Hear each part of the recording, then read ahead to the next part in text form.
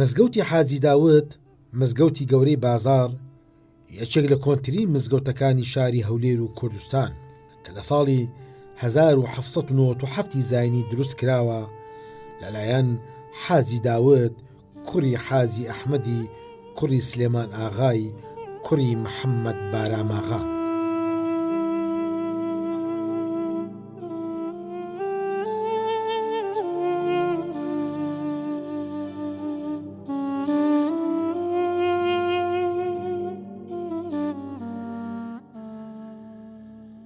پاشەوەی حاجی داوود ئەو مزگەفتەی دروست کرد، وەسیەتی کرد، ئەو وەسیەتی وی کوبووە ئەو کەسەی کە دەبیتە متەوەلی مزگەفتی ئەو مزگەفتەی لە چێ بیتە متەوەلی لە مابەینی منداڵەکان ئەرشەد و ئەسلح منداڵی ببیتە متەوەلی مزگەفتی ئەو مزگەفتی حاجی داودی. لەوانە پاشە خۆی کە وفات دەکا کوڕەکەی کە ناوی مەلا هیدایەتی کوڕی حاجی داودی بووە دێتە جێی مەلا داودی حاجی داودی. پاشەوەی کە وفات دەکا قازی داود ئەفەندی کوڕی مەلا هیدایەتی دەبیتە متەوەلی مزگەوتی حاجی داودی. پاش قازی محەممەدی مەلا ئەحمەدی باپیرم دەبیتە متەوەلی مزگەوت لە ساڵەکانی بڵێن 1906 دەبیتە متەوەلی مزگەوتی گەورەی بازاری مزگەوتی حاجی داودی. پاشەوی بابم خوافریکە لەگەر دەبیتە متەوەلی مزگەوتی ئەو مزگەوت لە ساڵی 1935ەوە بوویتە متەوەلی مزگەوتی حاجی داودی. پاشەوی ئەوجا پاش وەفاتی ساڵی 1970 حاجی نورالدینی برام لەگەر دکتۆر عەبدوڵای برام دەبنە متەوەلی لۆ ماوەیەکی نزیکەی 20 ساڵ زیاتر دەبنە متەوەلی. پاشەوی کە دکتۆر عەبدوڵاش وەفاتی کرد حاجی گەیرانی برام دەبیتە متەوەلی لۆ ماوەیەک هەتا وەفاتی کرد. پاش حاجی گەیرانی ئەمن بوومە متەوەلی لەو کەوەختەوە نزیکەی 15 ساڵە ئەمن متەوەلی مزگەفتێمە بە پێی ئەو وەسیەتەی کە کراوە لە حاجی داودەوە کە دەکاتە باپیرە گەورەمان.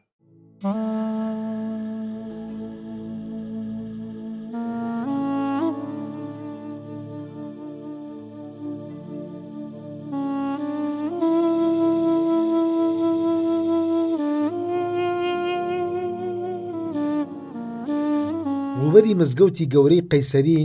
1700 مەترە بە ناوی حاجی داود خەیریە کە بۆ ماوەیەکی زۆر بە گەورەترین مزگەوت هەژمار دەکرا لە هەولێر. حەڕەمی نوێژکردنی ئەم مزگەوتە 600 مەتر دووزایە. لە کاتی دروستکردنی سەربانەکەی بەدەگ و مەددا پۆشرا بوو، دیوارەکانی نزیکەی 2 مەتر ئەستور بوو. تاوەکو ئێستاش دیوارەکانی وەکو خۆیان ماونەتەوە و هەندێک گۆڕانکاری بۆ کراوە. ئێستا ژمارەی گومەتەکانی بۆتە 14 گومەت، ئەویش دوای جەنگی جیهانی یەکەم دروست کرا. نۆژەنکردنی مزگەوتی حاجی داود ئاشکرایە لە سەدەکانی 18 و 19 و سەرەتاکانی سەدەی 20م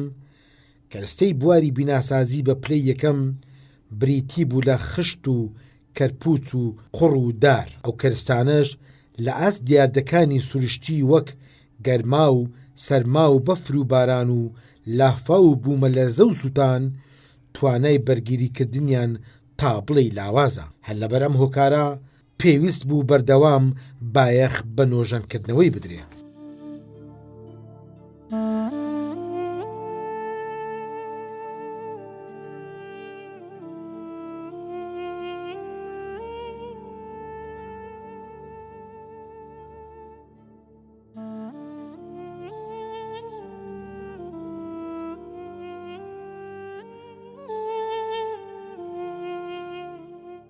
کە دروست کراوە بە کەرەستەکەونەکان دروست کراوە. کەرەستەکانی ئەو وەکاتی چ بووە؟ خشت و کەرپوچ و قوڕ و ئاڵدەر و کارێتە و گەچ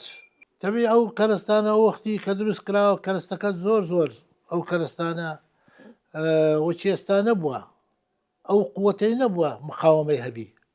ئەوە دەبا چەند سارجارێک تعمیر بکرێ دۆژەم بکرێتەوە ئەوە لەبەرەوە پێویستە هەموو ساڵێک هەموو وەختێک ئەو مزگەوتە تعمیر بکرێ لەبەرەوەی ئەو کەرستانە زوو ئیشتێلاق دەبی لۆزان کراوە لەلایەن نەوەی حاجی داودی کەویش ناوی داود ئەفەندی بووە ناوی داود ئەفەندی بووە قازی بۆ وەختی متەوەلیش بووە لەگەر برایەکانی ساڵی 1995 جاری یەکەم ئەو مزگەوتیان تعمیر کردووە لۆژەنیان کردووە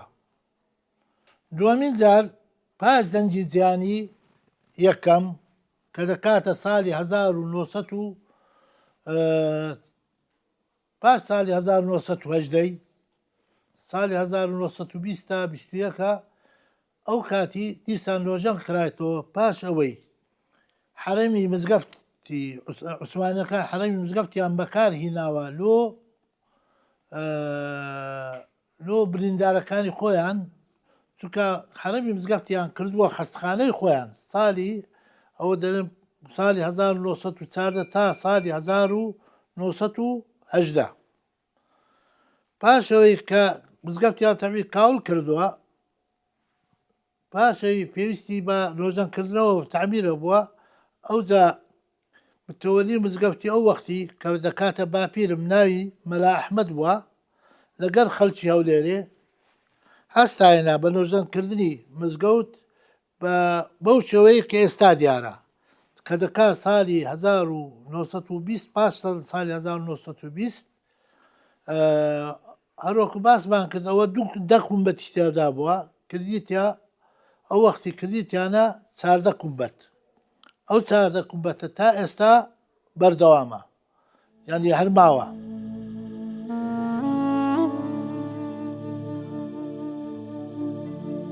گرنگترین گۆڕانکاری و نۆژەنکردنەوەی مزگەوتی حاجی داود لە ساڵی 1995 زاینی دوکانەکانی دەوروبەری مزگەوت سووتان ئەو کات متەوەلی مزگەوت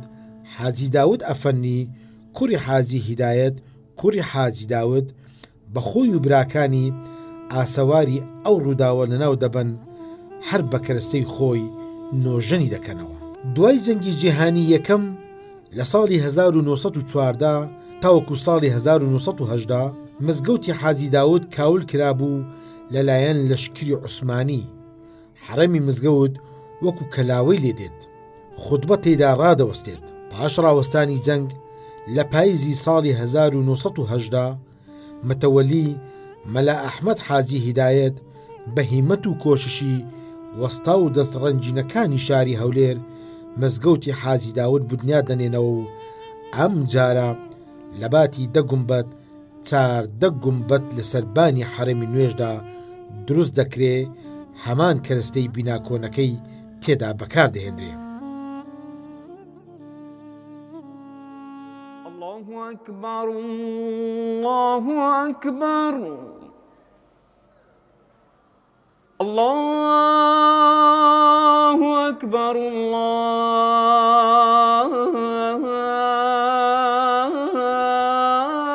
الله أكبر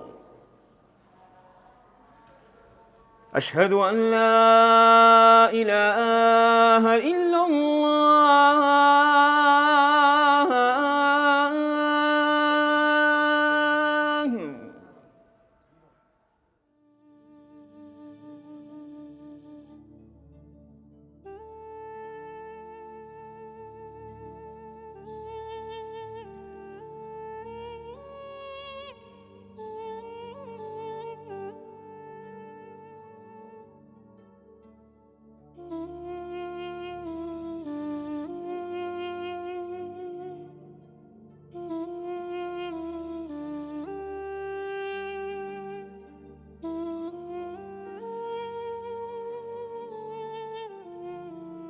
أشهد أن لا إله إلا الله أشهد أن محمدا رسول الله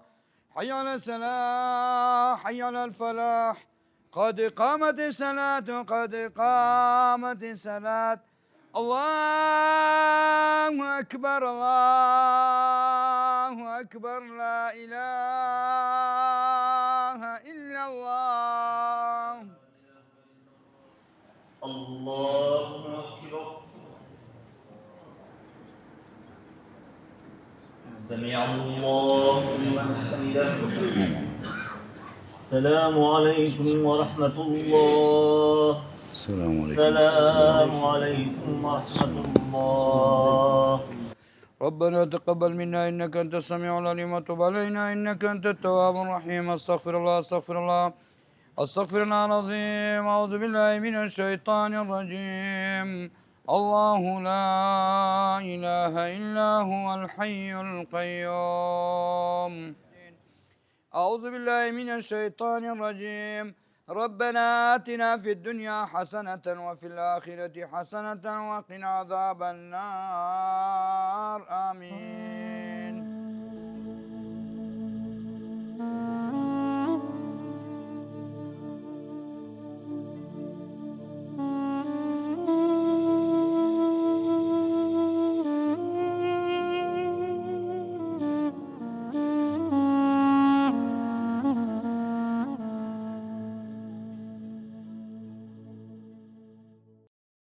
ئێستامە لە مزگەفتی گەورەی هەولێرێمە مزگەفتی گەورەی هەولێر ناو بازاری پێدەلێن هەر لە قەدیمەوە زۆر لە قەدیمەوە لە باپیرانە ئەو مزگەفتە دانرایە بەس بەڕاستی یعنی بڵێ میچینە 100 ساڵک دەبیتن بەڵام ئێستا یعنی حتی ئێستا ئەو مزگەفتە کە تەناو باژێڕێ ئەهلی هەولێرێ کاسبکارەکان هەموو هەولیان ئەوەیە ئەو خزمەتیان لە کەنجینەوە ئەو مزگەفتیان بە خزمەتی خۆیان ڕایان گرتیە بە حەولی خوای گەورە تەوەکولیان بە خوای بووە دائیمەن و لە مەولد نەبەوی هەردەم ئیحیای دەکەن لەو مزگەفتە چی هەر بلێن عەرەب گوتێن ڕەمزی هەولێرەیە ڕەمزی هەولێریانە ناوەندی هەولێرە ناو کە دەلێ مزگەفتی بازاری گەورە یعنی هەموو کەس دەناسیتن یعنی جەیەکە حەسانەوەی فەقیر و حەسانەوەی هەموو کەسێکی تێدایە بەبێ جەواب بەبێ سوئال ماشەڵڵا ماشەڵڵای لێبی هەروەکی دێنێوێن دەرێ ئەمە هەمومان دڵمان دەبتەوە لۆ چونکی بەخۆی جێی بەرەکەتی خوایە جێی ئەو کەسانێک کە دایان نایە بە نیەتی خۆیان لە قەدیمەوە دڵیان بە سافی و بە بەرەکەتی بە عزەت و ڕەحمەتی ئەو خوایە دانرایە ئینشاءڵڵا هەر بەرەکەتی دەکەوتێ لە خات محەممەد المستەفا هەروەها دەمینێ حتا ئاخری دنیای ئینشاءڵڵا. ئەوجا ئەو مزگەوتەکە الحەمدلله لەخوا بزیاد بی ئەوە مزگەوتەکە دەلێن مزگەوتی بازارێک گەورە حاج داوودی بە ڕەحمەتی لێ ئەمە دەزانم ئەوانە تقریبا 150 ساڵ زیاتر پێشتر با حتە درۆ نەبیتن ئەو مزگەوتەکە پێشتر خەڵک لێرە بوو دوکان نەبووە گەرەک هەیە لێرە عالەماتی چوو دەکەی ئەوجا جومعانە دەکەن لێرە جمعان مولدی پێغەمبەری صلی الله علیه وسلم لێرە دەکەن لێ ئەمن دەزانم لە شێستەکان پەنجەکان چلەکان پێشتر باپیرم بە ڕەحمەتی دەرێ ئەتوو فلان گوتم بەرێ گوتی دەزانی باپیرت بە ڕەحمەتی لێرە باگ دەدەی گوتم چێ گوتی ئەو منارەی هەیە سەومنێک حتى ئێستاکە هەیە دەچی لەسەرێ سۆڕەناوە هەیە پێشتر قاڵدرمە دەرێن دەچی لەسەرێ بانگ دەدەین ناوی خەلیفە عومەر بووە خەلیفە عومەر خەنجەرچی ئەوە باپیرمە بە ڕەحمەتی لە هەمومان خدا لە هەمومان عەفوکە ئینشاءڵڵا ئەوجا ئەوەدانی دەکەی ئەوجا من حەز دەکەیم کوریتی لێرە بانگ دەدەی ئەوەدان دەکەی ئەوەش هەم نعمەتە ئەوجا الحەمدلله دیارە ئەو منتیقەی پێشتر ئێستا دوکان بووە پێشتر دوکان نەبووە پێشتر عالەم گەرەگە بوو لێرە عالەم فەقیرە لێرە هەمووان بەس ئێستاوە طبعاً بە خۆتان جەنابتان دەزانن ئێستاوە جادەکە گەورە بووە هەندێک یعنی عالەم چووە لە جێیەک ئەوجا ئەوە دوکان بووە لێرە دروستکرای لێرە ئەوجا خەڵکی ئەو دوکانی خەڵکی ئەوانە گەرەکە دێتن لێرە نوێژ دەکەی حتا ئەوە نوێژی جومعە بوو لێرە خوتبەش هەم دەکەن لێرە ئەوجا وەختی مەولدی پێغەمبەر صلی الله علیه و سلم ئەوەدان دەکرد ئەو عالەم زۆر دێ لێرە شيء ودكان باقلا وددان وددان ودان دكن أو شم نعمتها الحمد لله شهري أو ليري ولو حمجيك أو ثانية بس لا أمن تايبتي دلم لا أو مزجوتي أمن لي دزانم حسب معلوماتي أنت 550 زياتر لزمان بيش زماني عثماني لزمان عثماني أو دروس كرايا أو جاء طبعا اللي هاتي ليرة اللي أمن دزانو أو بابيرم قوت بس احتمال خدا زاني لبابيرم بيش ترهبون نمزاني بس أو وقت حتى يستاكل الحمد لله عالم هاتي نشو دكي أو دان دكي أو شم نعمتك هاتشخم ليرة دكان مولد دكان ليرة جمعة خطبة جمعة ليرة وعالم ما شاء الله وتشدي ليرة فرح دبتوا زان أو مزقف سند أو دبت دوس يقعت عالماتي نشو دكي أو شم نعمتها براي عزيز الحمد لله والشكر أواش من مالي خدايا إما دكان ليرة رجاي خدا دكان له خدا دكان خوم مصلحة مانية ليرة بس أو هذا كاملة رأي خدا خو من بارا ورناقر ما بستم يعني لا قصيد دي أو هذا كم أو عند دين خدا رازي اللي بيلو حمومان إن شاء الله شو أنا ودروس كذا خدا خيري بنوسي شو عن وجدك اللي يرى خدا خيري بنوسي شو عن خدمة دكي لو مزجي خدا بخيري بنوسي لقر زنابتان ومنش من خوش حالم رجع احترام زنابتان بس الأرض شام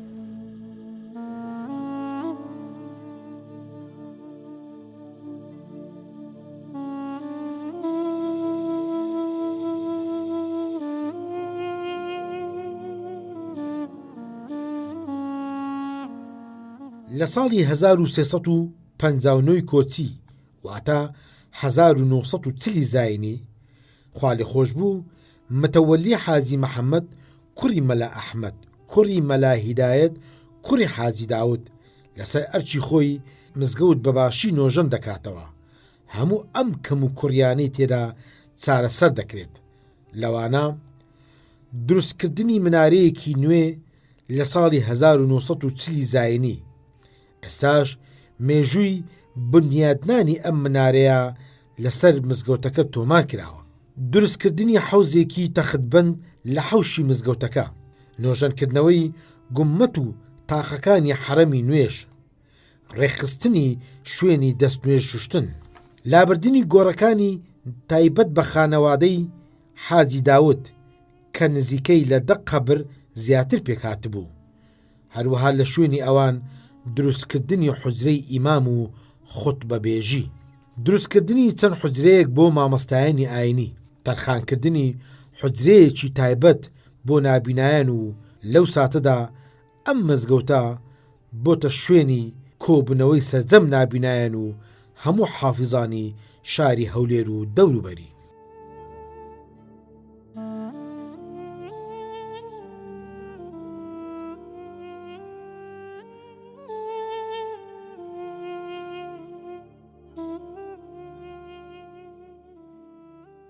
طبعا هەر وەکو باسمان کرد ئەو مزگەفتە کەونترین مزگەفت بووە لە هەولێرێ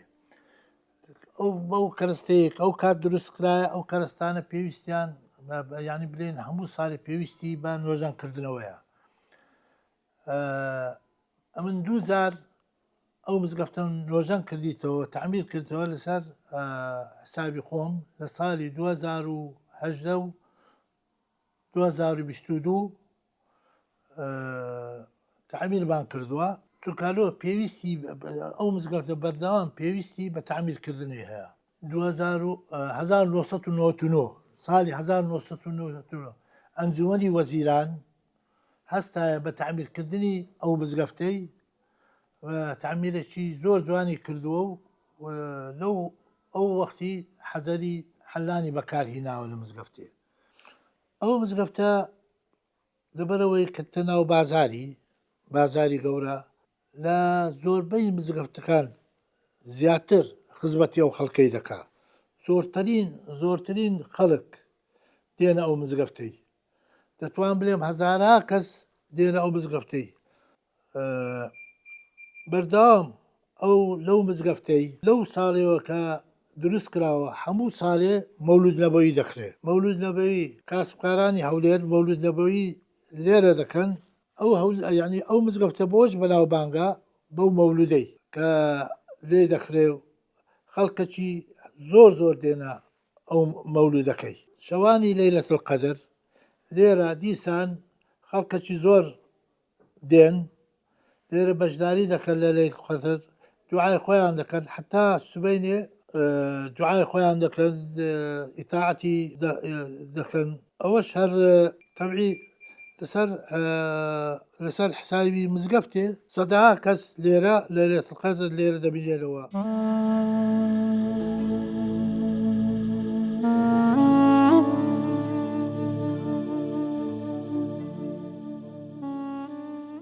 مزگەفتەکە بە ناوی حاجی داودیە نزیکەی ئەگەر بە حسابی وەخت بی و زەمانە بی دەکات 300 ساڵ زیاترە قەنسەری مزگەفتەکە جا نازانم تاریخەکەی بە تەواوی نازانین بە زۆر لە مێژەوە ئێمە هاتچووی بازاری مزگەفتی گەورە دەکەین نوێژی خۆمان و ئیتاعەتی خۆمان دەکەین لێرانش قەنسەری گەورەیە قەنسەری یعنی زیاتر لە 300 ساڵی قەنسەری هەموو کاسبکاران و خۆمانە کوردەواری خۆمانی شێ دەکەین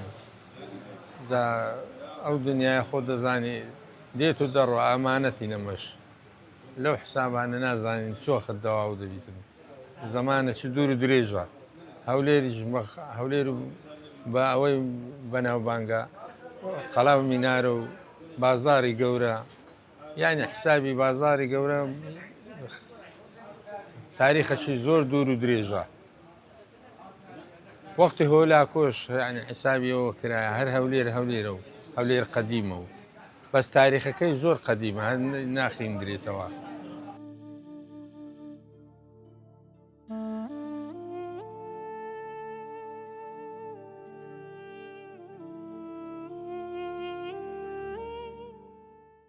لێرە باسی منارەکەمان کرد منارەکە گوتمان ئەو کاتی کە دروستیان کرد ساڵی 1920 و پاش 1920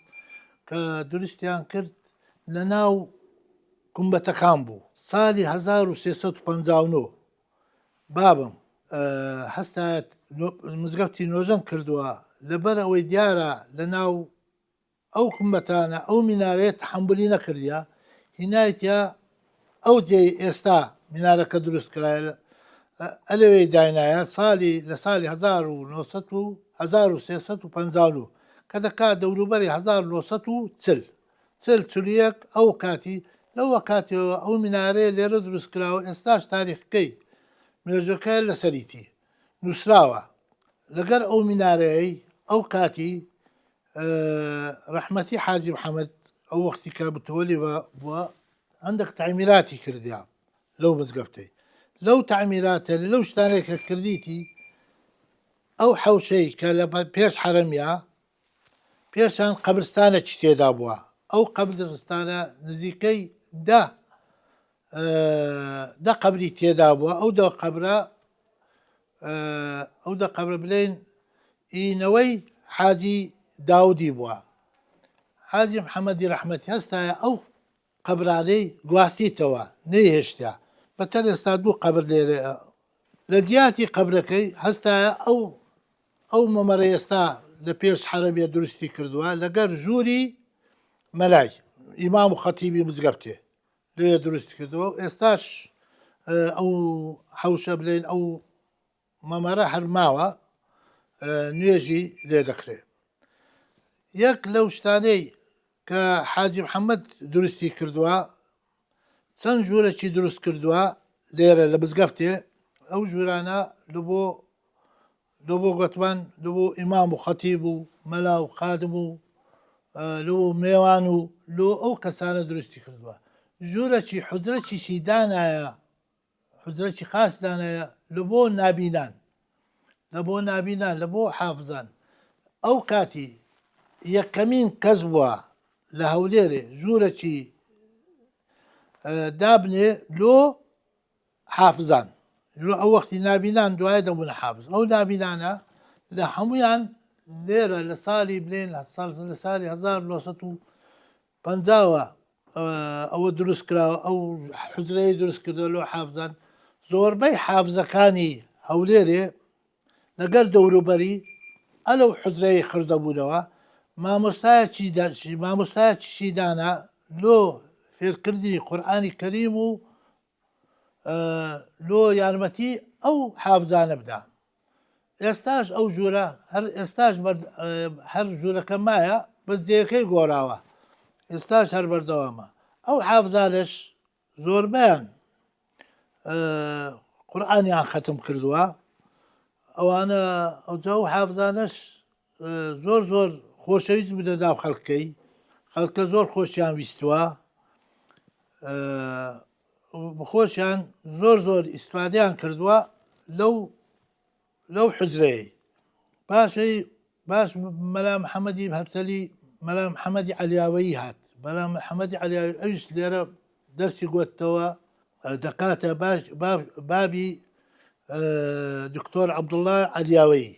پاشەوی مەلا ئیبراهیمی بالیسانی ئەویش هەر لێرە دەرسی گوتیتەوە و لێرە ئیمام و خەتیب بووە و هەر مەدرسەشیە بووە. پاشەوی مەلا قادر هەبوو، ئەویش مەلا قادر عەبدوڵڵا ئەویش لێرە ئیمامەتی مزگەفتی کردووە. ئەو وەرتێناوی چ مەلا مستەفا؟ مەلا مستەفای وەرتێلی ئێرە ئیمامەتی کردووە. پاشان مەلا تاریق لێرە وتار خوێن بووە، مەلا تاریق دوایە مەلا حسامەدین کوڕی مەلا جەودەتی ئەویش لێرە وتار خوێن بووە. پاشی مەلا عەبدولقادر سکتان، مەلا مەهدی ئەحمەدگەردی، مەلا سامانی هەرتەلی، مەلا نەوزاد شێرزاد ئێستاش بەردەوامە لێرە هەر وتار دەخوێنی، لەگەر مەلا چەتۆی ئیمامەتی مزگەفتێ دەکات، لەگەر مەلا ئومێدی. ئەوانە ئەو سێکەتە ئێستا بەردەوامن لێرە، بەردەوام ئیمامەتی وتار خوێنن.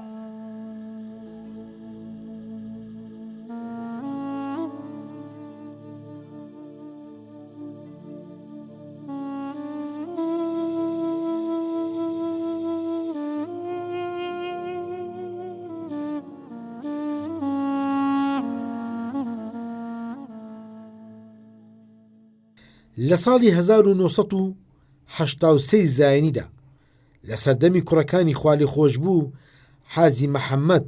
مەلا ئەحمەد هۆڵێکی گەورەی بۆنە ئاینەکان دروستکرا کە پێشتر لەلایەن حاجی مەحەممەدەوە نەخشەی بۆ دانرا بوو. لە ساڵی 1995 زاینی لەلایەن متەوەلیەوە منارەی مزگەوت نۆژەن کرایەوە، هەروەها بەشێکی زۆری کەم و کوڕیەکانی حرەم و سەربان و گومەتەکانی چارەسەر کرد. لە ساڵی 1999 زاینیدا دیوانی سەرۆکایەتی ئەنجومەنی وەزیران ڕاستەوخۆ سەرپەرشتی هەندێک نۆژەنکردنەوەی کرد، لەوانە بەکارهێنانی بەردی عەلان بۆ مزگەوتی گەورەی قەیسەری. هەر لەم کاتەژدا چەند جوانکاریەکان ئەنجامدا و لەناو بازاری هەولێر و دەوروبەری مزگەوت، لەوانە دروستکردنی چەند تاقێکی لە پێش دیواری حرەمی مزگەوت کە درێژەکەی نزیکەی 50 مەتر زیاتر بوو. ئەمەش قورساییەکی زۆری خستە سەر دیواری مزگەوتەکە و ئەمەش بۆ هۆی ئەوەی حرەمی مزگەوت دابکەوێ و مەترسی ڕوخانی لەسەر بێت. بەم هۆیشەوە بۆ هۆی داخستنی حرەمی نوێشکردن و ڕاگررتنی وتار خوێندن بۆ ماوەی 4 ساڵ. لەم ماوەیەدا تەنها نوێژ و فەرزەکانی تێدا ئەنجام دەدرا کە ئەویش لە هەیوانی مزگەوتەکە بوو. لە ساڵی 2018 زاینی لەلایەن متەوەلی مزگەوت حاجی داوت لەسەر ئەرچی خۆی حرەمی مزگەوتی نۆژەن کردەوە و لە ناو حرەم و سەربانی حرەم کە دەکاتە 14 گومەت بە شێوەیەکی ئەندازیاری نوێی کردەوە و هەروەها بە دیزاینێکی جوان حرەمی مزگەوت و هەیوانەکەی نۆژەن کردەوە. تاوەکو ئێستاش دەرگای بەڕووی نوێش خوێنان کراوەتەوە و 5 فەرزا نێژ و تاعەت و خواپەرستی تێدا ئەنجام دەدرێت.